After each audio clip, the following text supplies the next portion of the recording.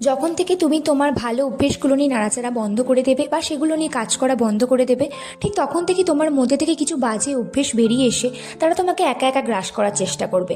তুমি ঠিক কী করতে চাও, নিজেকে কোন জায়গায় দেখতে চাও বা নিজের কেমন পরিচিতি বানাতে চাও, সেটার জন্য তুমি ঠিক কতটা খাটছো, এগুলো নিয়ে তুমি ঠিক যতক্ষণ ভাববে ততক্ষণ তুমি ভালো থাকবে। কিন্তু আমরা মাঝে মাঝে আমাদের জীবনকে এমন জায়গায় এনে দাঁড় করাই, এমন স্রোতে গা ভাসিয়ে দিই, যেখানে অটোমেটিকলি আমাদের জীবনের স্বপ্ন, লক্ষ্য, কর্তব্যগুলো সেই স্রোতের সাথে ভেসে চলে যায়। আর এখান থেকেই তৈরি হয় আমাদের জীবনের কিছু বাজে অভ্যেস। সেটা বন্ধুদের মাধ্যমে হতে পারে, সোশ্যাল মিডিয়ার মাধ্যমে হতে পারে, বা তোমার ফ্যামিলি বা পাড়ার লোকের মাধ্যমেও হতে পারে।